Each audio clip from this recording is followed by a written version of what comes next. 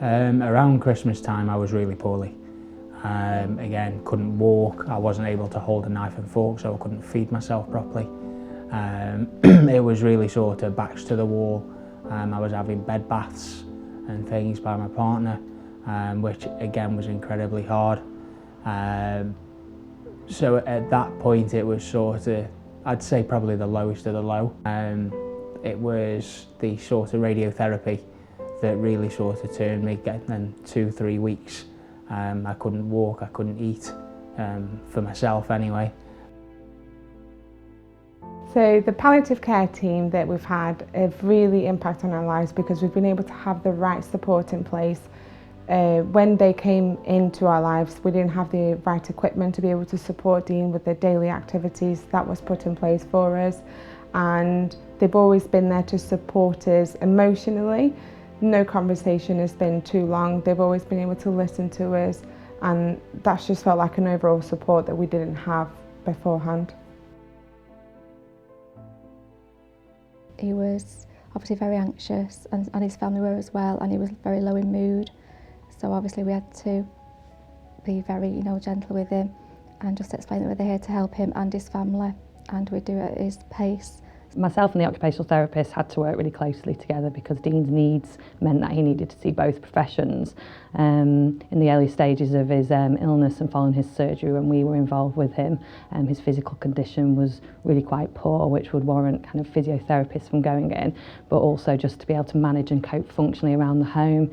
The involvement of the occupational therapist was really important. So whilst I was focusing on his maybe movement and his exercise capacity and his energy levels, it was really important that Michelle was involved with making things easier for him functionally, whether that be washing, dressing, enjoying time in the kitchen, in the lounge.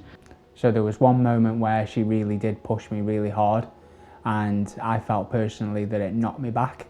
However, it didn't. It propelled me even further forward because it showed that I could actually do what she was asking. So rather than taking a negative view, it actually turned into a massive positive, and that's when I started to be able to walk with a walking stick, albeit very slowly. However, again, that started to really manoeuvre and start to propel and go forward, where I was then able to kick the walking stick out the way kind of thing and get back to walking as normal as possible. From my initial assessment, where we were looking at basic daily needs, toileting, sitting, tolerance, to looking at him now where he is considering a return to work, it's brilliant. Life has been going down and then going back up, and now we're sort of at that stable plateau stage. We get on with our lives, everything has changed drastically. We don't do the things that maybe we used to do as much, so there is no nightlife or there is no long social events, but we have been able to adhere to what we can do. And if Dean gets a bit tired, or together combined, I mean, I'm very tired as well, we just come home and rest and nap, but it's not stopping us from going out shopping and going out for a meal and doing our favourite things still. We're just very aware of what he can and cannot do. It was again contact with the Macmillan, and I had the complementary therapy, which is where a lady called Elaine, she came in, and I had 6 sessions, and I could basically pick whether I wanted a back massage, foot massage, or basically anything. And again, it was something that allowed me to calm down, even speak to someone else, maybe on the way that I'm feeling, how I've progressed. So the emotional support that I got along the way, from obviously diagnosis to where I am now, has mainly come from my partner Sophie. She's kept me going, and basically she kept me alive in hospital through all the really tough times. So I've got utmost respect, and the amount of thanks that I've got to her is absolutely ridiculous. How can we give the best care to that patient?